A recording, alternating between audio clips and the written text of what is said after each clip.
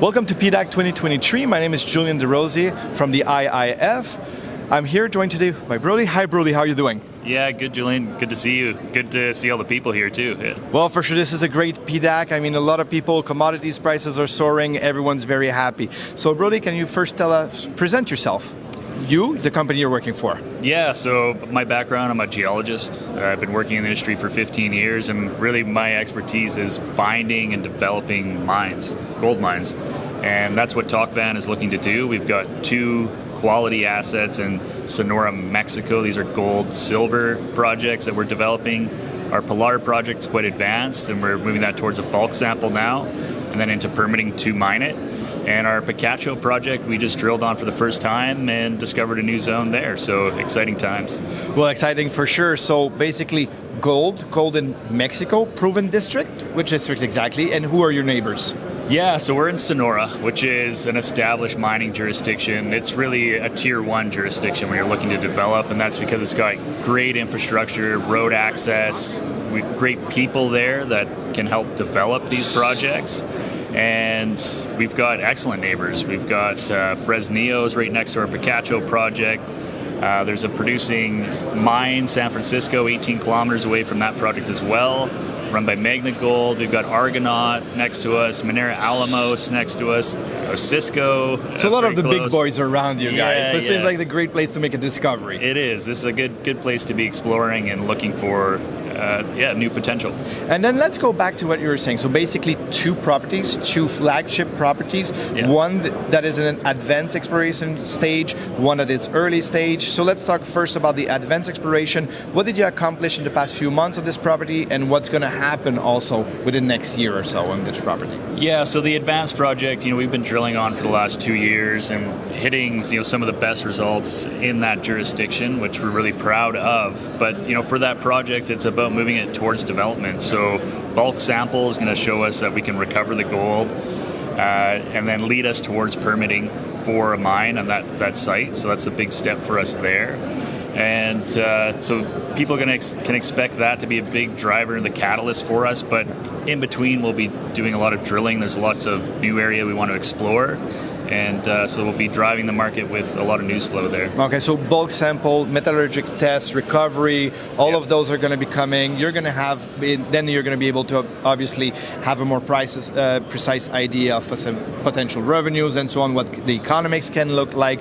And then, do you currently have a PEA? Are you working towards a PEA? Where are you exactly? Yeah, we're working towards that right now. And the reason we haven't done one yet is that we keep finding new things at Pilar. So we don't want to constrain ourselves. Which is a good problem, but also the difficult one to solve. Exactly. So, there's a lot more exploration we want to do first to show what is the upward potential that we have before we, kind of cap ourselves with a PEA. So that's what we want to do. But in the meantime, we can move towards permitting. That's fine because of it's so easy to do, relatively in Mexico, that it's a logical next step for us.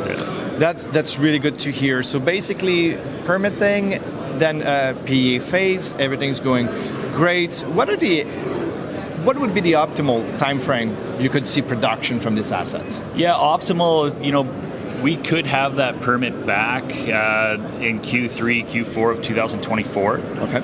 And, if the market's there and we can raise the capital to build the facility, we'd probably jump on that as quick as possible. So, to build that type of facility, expect, 3 to 6 months to get that done. So, there's definitely potential late 2024. So reasonable time frame, 3 to 5 years, about that plus minus. Absolutely, yeah. And I think there's potential in a good market with the financing to speed that up. Yeah. Exactly. Yeah. Well, obviously then that creates a lot of promises for investors. So let's agree on 3 years for now. But for sure, people that are interested, a possible investor will be following the story, will be keeping updated. Sure. I mean, I'm always talking about optimal time, but it's difficult because mining is a cyclical business. We never know what's happened. Yeah. You might make another discovery hole and then put everything on hold and then see if other economics are not better. So hard to predict. What one thing is sure, it's really reassuring when you have that path in front of you, when you see an end, when you see a possible way